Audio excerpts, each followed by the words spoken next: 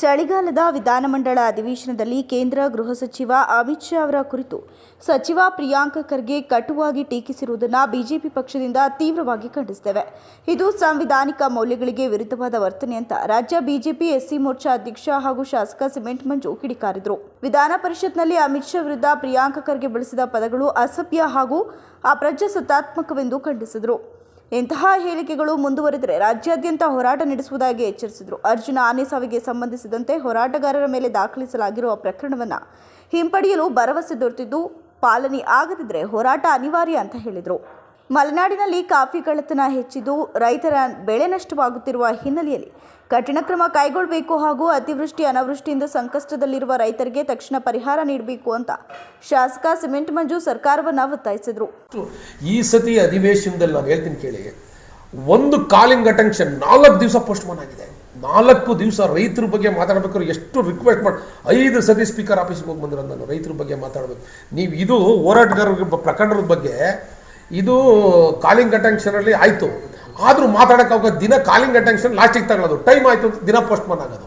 ಲಾಸ್ಟಿಗೆ ಏನಾಯಿತು, calling attention ಬರಪಲ್ಲಿ 19 ಜನದ ಮೇಲೆ ಪ್ರಕರಣ ದಾಖಲಾಗಿರೋ ಬಗ್ಗೆ ಉತ್ತರ ಕೊಟ್ಟಿದ್ದಾರೆ. ಅದನ್ನು ಒಂದು ನಾನು ತೊಗೋತೀನಿ. ಫಸ್ಟ್ ಡೇ ನಂದು ಕಾಲಿಂಗ್ ಅಟೆನ್ಷನ್ ಆಯ್ತಲ್ಲ, ಅದಕ್ಕೆ ರೈಟಿಂಗಲ್ಲಿ ಉತ್ತರ ಕೊಟ್ಟಿದ್ದಾರೆ. ಇದು ಕಾನೂನು ಸುವ್ಯವಸ್ಥೆ ಬಗ್ಗೆ ಪ್ರಸ್ತಾಪ ಮಾಡಿದಾಗ ಅದು ಕೇಸ್ ವಾಪಸ್ ತಗೋತೀವಿ ಅಂತೇಳಿ ನನಗೆ ಇದು ಮಾಡಿದರೆ ಅದನ್ನು ಕೂಡ ಉತ್ತರ ಕೊಡ್ತಾರೆ, ನಡೆಸೋಳು ಕೊಡ್ತೀನಿ. ಕಾನೂನು ಸುವ್ಯವಸ್ಥೆ ಬಗ್ಗೆ ಮಾತಾಡ್ತಕ್ಕಂಥ ಸಂದರ್ಭದಲ್ಲಿ ನನಗೆ ಕೊಟ್ಟಿರ್ತಕ್ಕಂಥ ಆ ಅವಧಿ ಒಳಗಡೆ ನಾನು ಮಾತಾಡಬೇಕು. ಹಂಗಾಗಿ ಆ ಪದವನ್ನು ಉಪಯೋಗ ಮಾಡಿ ಮತ್ತೆ ಬೇರೆ ದಿಕ್ಕಿದ್ದು ಮಾಡಿದೆ. ಏನು ಮಾಡೋದು, ಅನಿವಾರ್ಯ ಪರಿಸ್ಥಿತಿ.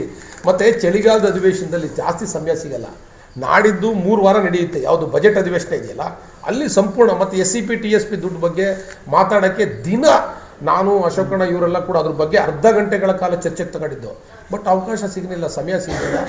ಖಂಡಿತವಾಗ್ಲೂ ಕೂಡ ಮುಂಬರ್ತಕ್ಕಂಥ ಅಧಿವೇಶನದಲ್ಲಿ ಕಾನೂನು ಸುವ್ಯವಸ್ಥೆ ಇರ್ಬೋದು, ರೈತರ ಪರಿಸ್ಥಿತಿ ಇರ್ಬೋದು, SCP TSP ಇರ್ಬೋದು, ಅಭಿವೃದ್ಧಿ ವಿಚಾರಗಳಿರ್ಬೋದು, ಎಲ್ಲ ವಿಚಾರಗಳನ್ನು ಕೂಡ ಅಧಿವೇಶನದಲ್ಲಿ ಚರ್ಚೆ ಮಾಡ್ತಕ್ಕಂಥ ಅಲ್ಲ. ನಾನು ಅದಕ್ಕೆ ನಾವು ಪತ್ರಿಕೆಯಲ್ಲಿ ತಾವುಗಳು ಏನು ಬರೆದಿದ್ರೆ ಅದನ್ನು ತೋರಿಸಿದ್ದೀನಿ. ಪತ್ರಿಕೆಯಲ್ಲಿ ಗಾಂಜಿಗೆ ಸಂಬಂಧಪಟ್ಟಂಗೆ ಏನಿತ್ತು ಅದನ್ನು ಕೂಡ ತೋರಿಸಿದ್ದೀನಲ್ಲ ನಾನು. ಅಧಿವೇಶನದಲ್ಲಿ ಪತ್ರಿಕೆಯನ್ನು ತೋರಿಸ್ಬಿಟ್ಟು ಮಾತಾಡಿದ್ದೀನಿ ನಾನು. ಸಾಮಾನ್ಯ ಆಗಿದೆ, ಬಟ್ ಅದಾಗಬಾರ್ದು. ನೋಡಿ, ಒಂದು ಹೇಳ್ತೀನಿ ಕೇಳಿ. ಯಾರು ಎಷ್ಟೇ ದೊಡ್ಡ ವ್ಯಕ್ತಿ ಆದರೂ ಕೂಡ ಅವರ ಹುದ್ದೆಗೆ ಗೌರವವನ್ನು ಕೊಡಬೇಕು. ಏಕೆಂದರೆ ಈ ಭಾರತ ಪ್ರಪಂಚದಲ್ಲೇ ದೊಡ್ಡ ಪ್ರಜಾಪ್ರಭುತ್ವ ರಾಷ್ಟ್ರ.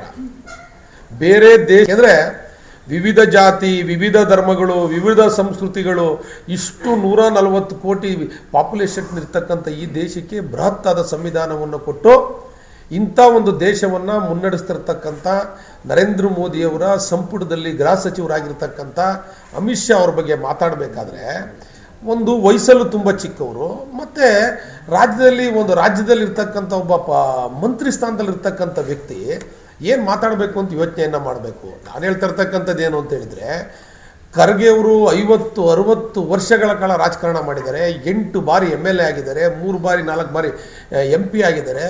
ನಾನು ಹೇಳ್ತಕ್ಕಂಥದ್ದು ಪಕ್ಷ ರಾಜಕೀಯವಾಗಿ ಏನು ಬೇಕಾದ್ರೂ ಮಾತಾಡಲಿ. ಅದ್ರ ಪತ್ರಿಕಾಗೋಷ್ಠಿಯಲ್ಲಿ ಬಿಜೆಪಿ SC ಮೋರ್ಚಾ ಜಿಲ್ಲಾಧ್ಯಕ್ಷ ST ಚಂದ್ರು, ಆಲೂರು ಕಟಾಯ ಮಂಡಲದ ಪ್ರಧಾನ ಕಾರ್ಯದರ್ಶಿ ಅಬ್ಬನ ಕೃಷ್ಣಮೂರ್ತಿ, ಮುಖಂಡರು D ರಾಜಕುಮಾರ್ ಸೇರಿದಂತೆ ಪಕ್ಷದ ಮುಖಂಡರು ಉಪಸ್ಥಿತರಿದ್ದರು.